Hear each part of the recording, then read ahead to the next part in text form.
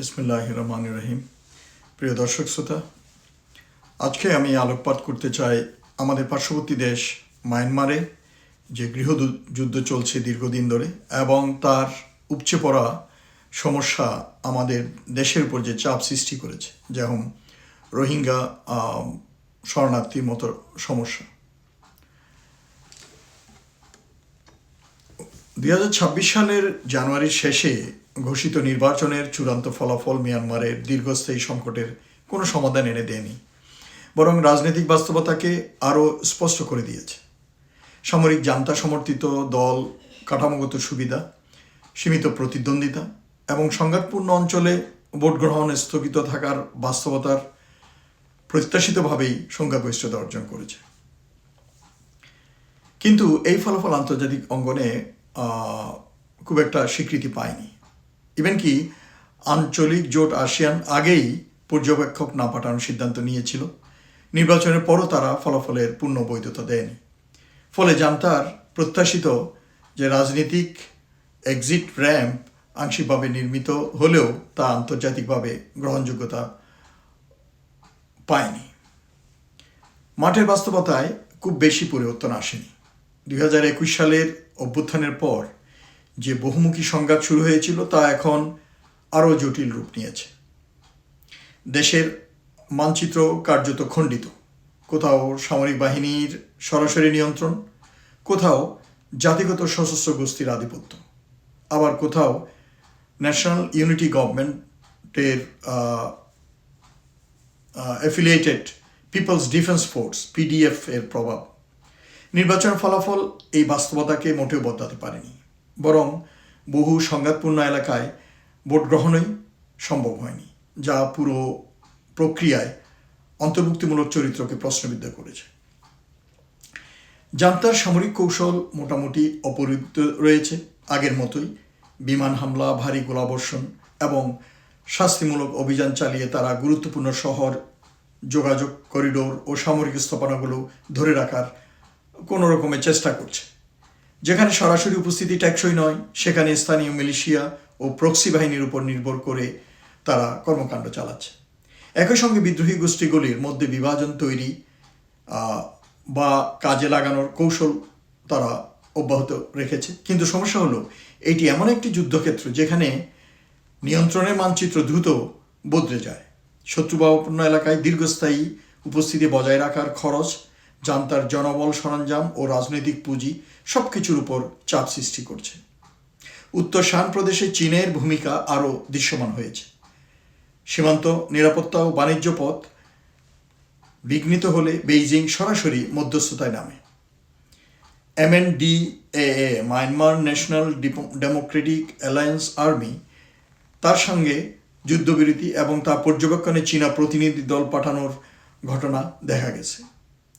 সীমান্ত ঘেঁষা অঞ্চলে চীন চাইলে সামরিক বাস্তবতাকেও প্রভাবিত করতে পারে। থ্রি ব্রাদারহুড অ্যালায়েন্সের কিছু অংশের পিছু হটা বা সমঝোতার পেছনেও চীনা চাপ ও প্রণোদনার ভূমিকা ছিল বলে বিশ্লেষকরা মনে করছেন। এর ফলে উত্তরে সাময়িক চাপ কমলেও মিয়ানমারের সার্বিক সংঘাতের কাঠামো অক্ষুণ্ণ রয়েছে। চীনের লক্ষ্য স্পষ্ট: স্থিতিশীল সীমান্ত, নিরাপদ অর্থনৈতিক করিডোর এবং নিজস্ব কৌশলগত স্বার্থ সুরক্ষা। পশ্চিমাঞ্চলে, বিশেষ করে রাখাইন রাজ্যে পরিস্থিতি ভিন্ন গতিপথ নিয়েছে।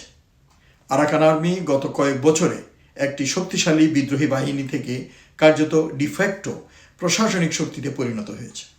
2024 থেকে 2025 সালের ধারাবাহিক অভিযানে তারা বহু সামরিক ঘাঁটি ও যোগাযোগ অবকাঠামো দখল বা অচল করে দিয়েছে। নির্বাচনের পরও রাখাইনের বড় অংশে জান্তার নিয়ন্ত্রণ সীমিত। আরাকান আর্মি অনেক এলাকায় রাজস্ব আদায়, নিরাপত্তা নিয়ন্ত্রণ ও স্থানীয় প্রশাসন পরিচালনা করছে। রাখাইন কেবল একটি প্রদেশ নয়, এটি বঙ্গোপসাগরের প্রবেশদ্বার, জ্বালানি ও পরিবহন প্রকল্পের করিডোর এবং বাংলাদেশ সীমান্ত সংলগ্ন এলাকা। ফলে এখানকার সংঘাত আঞ্চলিক মাত্রা পেয়েছে এবং বাংলাদেশের উপর প্রভাব ফেলছে। মিয়ানমারের প্রতিরোধ আন্দোলনও একরৈখিক নয়। নাক সমর্থিত পিডিএফ বিভিন্ন অঞ্চলে সক্রিয়, কখনো জাতিগত সশস্ত্র গোষ্ঠীর সঙ্গে সমন্বয়ে, কখনো প্রতিদ্বন্দ্বিতায় বহু ছোট জাতিগত সংগঠন সীমান্ত ও স্থানীয় অর্থনীতি নির্ভর এলাকায় নিজেদের প্রভাব ধরে রেখেছে। জোটগুলো কৌশলগত, আদর্শগত ঐক্য সবসময় দৃঢ় নয়। এই বাস্তবতায় নির্বাচন একটি রাজনৈতিক কাঠামো তৈরি করলেও তা দেশের ক্ষমতার বাস্তব বন্টনকে প্রতিফলিত করে না। 2008 সালের সংবিধান অনুযায়ী সংসদে 25% আসন সামরিক বাহিনীর জন্য সংরক্ষিত। ফলে নির্বাচন ফল যাই হোক, সামরিক প্রভাব কাঠামোগতভাবে বহাল থেকে যায়। চূড়ান্ত ফলাফল তাই ক্ষমতার পুনর্বিন্যাসের বদলে বিদ্যমান ব্যবস্থার পুনঃপ্রতিষ্ঠা হিসাবেই প্রতীয়মান হয়েছে। কাজেই পরিবর্তন তেমন খুব একটা হয়নি। আন্তর্জাতিক শক্তিগুলোর অবস্থানও ভিন্নমুখী। চীন সীমান্ত স্থিতিশীলতায় মনোযোগী, ভারত সীমান্ত নিরাপত্তা, উত্তর পূর্ব ভারতের স্থিতিশীলতা এবং চীনের সঙ্গে কৌশলগত ভারসাম্য রক্ষার দৃষ্টিকোণ থেকে জান্তার সঙ্গে সম্পর্ক বজায় রাখলেও বাস্তবতার কারণে কিছু বিদ্রোহী গোষ্ঠীর সঙ্গেও যোগাযোগ রাখছে।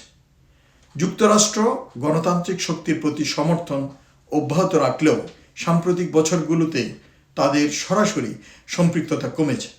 নিষেধাজ্ঞা ও মানবিক সহায়তা, বিশেষ করে রোহিঙ্গা সংকটে, এখন তাদের নীতির প্রধান দিক। এই পুরো প্রেক্ষাপটে বাংলাদেশ মিয়ানমার সীমান্ত আজ একটি সক্রিয় নিরাপত্তা ফ্রন্টলাইন। রাখাইনে সংঘাত তীব্র হওয়ার সঙ্গে সঙ্গে সীমান্তে স্থলমাইন বিস্ফোরণ, গোলাবর্ষণের শব্দ, সশস্ত্র গোষ্ঠীর অনুপ্রবেশের আশঙ্কা এসব আর বিচ্ছিন্ন ঘটনা নয়। সীমান্তবর্তী গ্রামবাসী আতঙ্কে দিন কাটাচ্ছে। একটি বিস্ফোরণ শুধু প্রাণহানি ঘটায় না, তা কৃষিকাজ, শিক্ষা ও স্থানীয় অর্থনীতিকে ব্যাহত করে। দীর্ঘস্থায়ী অনিশ্চয়তা সামাজিক ও মানসিক ক্ষত তৈরি করেছে। রোহিঙ্গা সংকট এই পরিস্থিতিকে আরও জটিল করেছে। বহু বছরের বাস্তুচ্যুতি, অনিশ্চিত ভবিষ্যৎ এবং আন্তর্জাতিক সমাধানের অভাব শিবিরগুলোকে নিরাপত্তাজনিত ঝুঁকির মধ্যে রেখেছে। অপরাধী চক্র ও উগ্রপন্থী গোষ্ঠীর তৎপরতার আশঙ্কা বাড়ছে। মানবিক সহায়তা অপরিহার্য, কিন্তু আইনশৃঙ্খলা ও নিরাপত্তা নিশ্চিত করাও সমান জরুরি। সীমান্ত অস্থিরতা ও শিবির ভিত্তিক ঝুঁকি একে অপরকে প্রভাবিত করছে। রোহিঙ্গা সমস্যা আজ বাংলাদেশের উপর অর্থনৈতিক, সামাজিক, পরিবেশগত ও নিরাপত্তাগত বহুমাত্রিক চাপ সৃষ্টি করেছে। অথচ সংকটের উৎস মিয়ানমার হলেও সবচেয়ে বড় বোঝা বহন করছে বাংলাদেশ। আন্তর্জাতিক সম্প্রদায়ের সহানুভূতিশীল বিবৃতি যথেষ্ট নয়। প্রয়োজন কার্যকর রাজনৈতিক উদ্যোগ, কূটনৈতিক চাপ এবং নিরাপদ, স্বেচ্ছামূলক ও মর্যাদাপূর্ণ প্রত্যাবাসনের বাস্তবসম্মত রোডম্যাপ তৈরি করা। সীমান্ত নিরাপত্তা, স্থলমাইন অপসারণ এবং আঞ্চলিক স্থিতিশীলতা রক্ষায় সমন্বিত আন্তর্জাতিক সহযোগিতা জরুরি। বাংলাদেশের জন্য এখন কৌশলগত ভারসাম্য রক্ষা অত্যন্ত গুরুত্বপূর্ণ। একদিকে মানবিক দায়িত্ব, অন্যদিকে রাষ্ট্রীয় নিরাপত্তা। এই দুইয়ের সমন্বয় করেই অগ্রসর হতে হবে। দ্বিপাক্ষিক ও বহুপাক্ষিক ফোরামে সক্রিয় কূটনীতি জোরদার করতে হবে, যাতে সংকটটি দীর্ঘস্থায়ী কিন্তু উপেক্ষিত সমস্যায় পরিণত না হয়। সীমান্ত ব্যবস্থাপনা, গোয়েন্দা সমন্বয় এবং প্রতিরক্ষা প্রস্তুতি আরও সুসংহত করা প্রয়োজন। 2026 সালের শুরুতে দাঁড়িয়ে মিয়ানমারের জন্য স্পষ্ট রাজনৈতিক সমাধান দৃশ্যমান নয়। নির্বাচন জান্তার জন্য একটি কাঠামোগত বৈধতার আবরণ তৈরি করেছে, কিন্তু যুদ্ধক্ষেত্রের বাস্তবতা বদলায়নি। চীন সীমান্ত ঘিরে প্রভাব বিস্তার করছে, রাখাইনে আরাকান আর্মি শক্ত অবস্থানে, ভারত কৌশলগত ভারসাম্য খুঁজছে, যুক্তরাষ্ট্র মানবিক সহায়তায় মনোযোগী, আর এই জটিলতার মাঝখানে বাংলাদেশ সরাসরি প্রভাব বহন করছে। মিয়ানমারের আগুন এখন কেবল আভ্যন্তরীণ নয়, এটি আঞ্চলিক নিরাপত্তা সমীকরণকে নাড়িয়ে দিচ্ছে। এই বাস্তবতায় সময়োচিত ও সমন্বিত পদক্ষেপ ছাড়া চাপ আরও গভীর হবে, আর তার প্রতিক্রিয়া প্রথমে ও সবচেয়ে বেশি অনুভব করবে সীমান্তবর্তী দেশগুলো, বিশেষত বাংলাদেশ। এবং সেজন্য বাংলাদেশের নতুন সরকারের প্রথম কাজ অগ্রগণ্যতার ভিত্তিতে এই রোহিঙ্গা সমস্যা সমাধানের জন্য মায়ানমার সহ অন্যান্য স্টেক হোল্ডার যারা আছে তাদের সাথে একটা ইতিবাচক কূটনীতিক প্রক্রিয়া শুরু করে বৈশ্বিক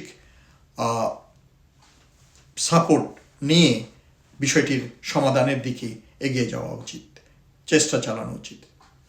সকলে ভালো থাকুন। আসসালামু আলাইকুম।